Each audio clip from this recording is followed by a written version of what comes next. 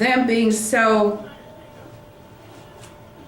good looking or pretty was going to make them a constant magnet for, people, guys, and as well as girls. I think that when we go to talk about this, there's an awful lot of anger whirling around about it. It's very hard to talk about with gays because they become extremely emotional. I mean, you can only talk from your own experience. And so whatever they've experienced, they're going to be looking at it from that angle.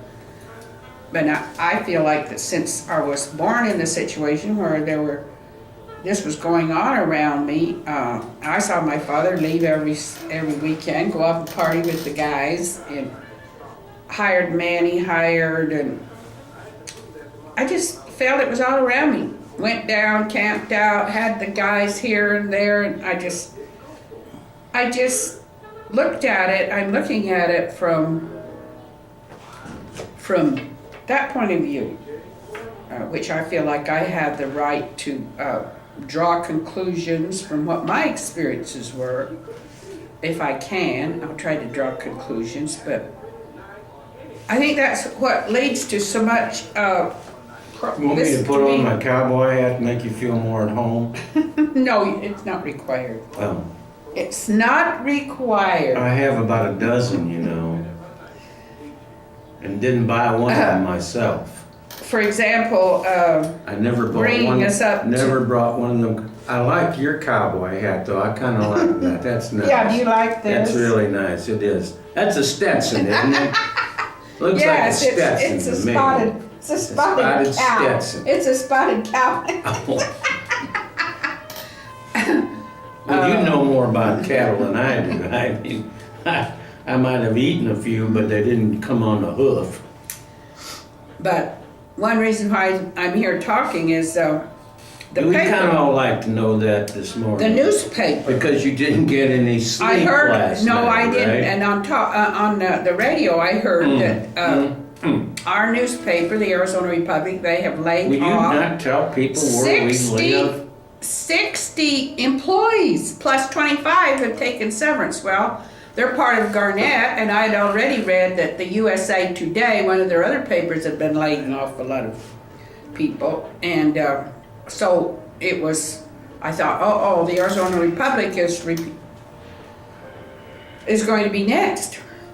And then at the same time, I turned on the talk radio and I heard, Geez, here we go. I heard one of the hosts ranting and raving about this event, and he was saying that the editor was, who had been the editor for a year, was gay.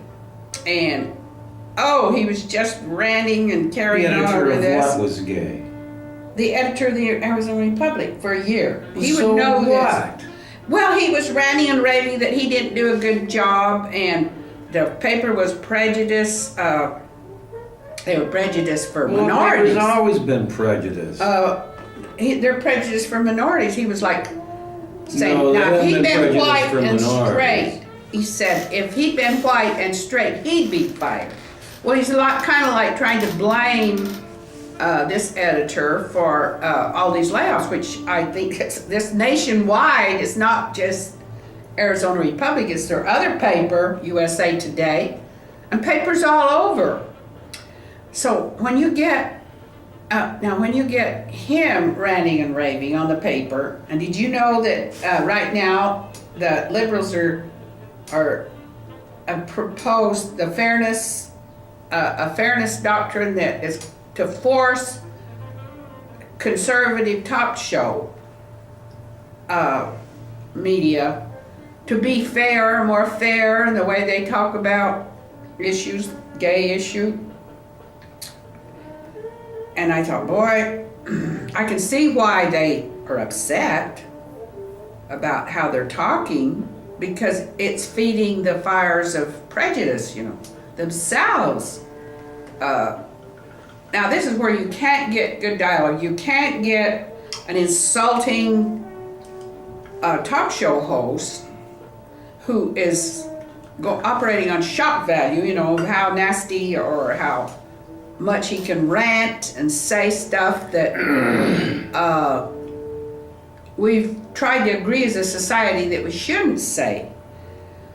Well, I think that there's all kinds of ways, you know, Have to you tried be nighttime prejudiced. NyQuil or anything like that? NyQuil, you know, when I don't sleep at Nighttime night. NyQuil, I mean, you know, I mean. Well, it upsets me to turn on talk radio and hear Well, then someone. don't turn it on. Yeah, but it's the first time I ever heard him, and I didn't realize that that kind of thing was being said.